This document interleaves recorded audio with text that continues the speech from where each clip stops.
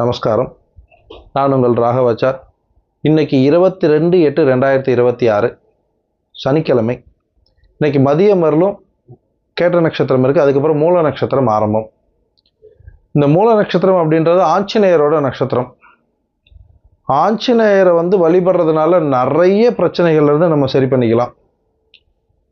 ஆஞ்சநேயர் வழிபாடு அப்படின்றது திங்கக்கிழமை, வியாழக்கிழமை, சனிக்கிழமை அப்படின்றது இருக்கிறது அப்படின்னாக்கா ஒருத்தருக்கு சரியான இருக்குன்னா தடைகளாகட்டும், நிம்மதியின்மை ஆகட்டும், உடல் ரீதியான சோர்வுகள் இதெல்லாம் சரியாகிறதுக்கு உண்டான அனுகூலியத்தை கொடுக்கக்கூடியது. ஆஞ்சநேயர் வழிபாடு அப்படின்றது மிகச்சிறந்தது. இன்னைக்கு திதி தசமி திதி, 10வது நாள். இன்னைக்கு கிரக ரீதி அப்படின்றது பெருசாக மாற்றங்கள் இல்லை, ஓரளவுக்கு நல்ல அனுகூலியமாக இருக்கக்கூடிய நாள்.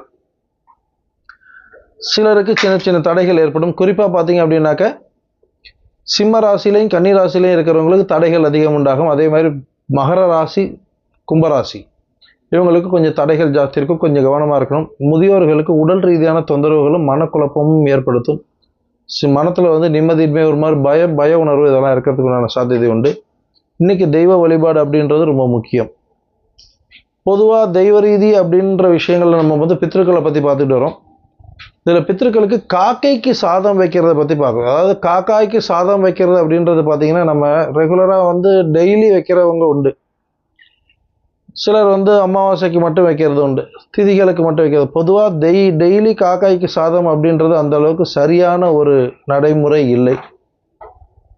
அதாவது ஒரு ஜீவராசிக்கு சாதம் வைக்கிறோம் ஓகே, பட் ஆனால் அவரை பித்ருக்களாக நம்ம கருதிட்டு பெரியவங்களுக்குன்னு அந்த கான்செப்டில் நம்ம வைக்கும்போது பித்ருக்களோட பலம் வீட்டில் ஜாஸ்தி ஆனாலும் நமக்கு தொந்தரவுகள் அதிகமாக இருக்கும். அதனால அதுவும் தடைகளை கொடுக்கும். அதனால அமாவாசை அன்னைக்கு காக்கைக்கு சாதம் வைக்கிறது பெஸ்ட்டு. 2வது திதி, யாரோட திதியோ அன்னைக்கு வைக்கிறது பெஸ்ட்டு. மற்ற நாட்களில் நம்ம ரெகுலராக நம்ம அசிஷுவல் அந்த சாதம் இது பண்ணிட்டு சுவாமி, அதே மாதிரி சுவாமிக்கு நைவேத்தியம் பண்ண பிரசாதம் அங்கே வைக்க முடியாது. அதுக்குன்னு தனியாக நம்ம ரெடி பண்ணி கொண்டு போகிறது, ரெடியாக தனியாக எடுத்து வச்சு கொடுக்கறதுன்றது சரி. சுவாமிக்கு நைவேத்தியம் பண்ணது காக்காய்க்கோ நாய்க்கோ கண்டிப்பாக கொடுக்கக்கூடாது, பெரிய பாவத்தை கொடுக்கும்.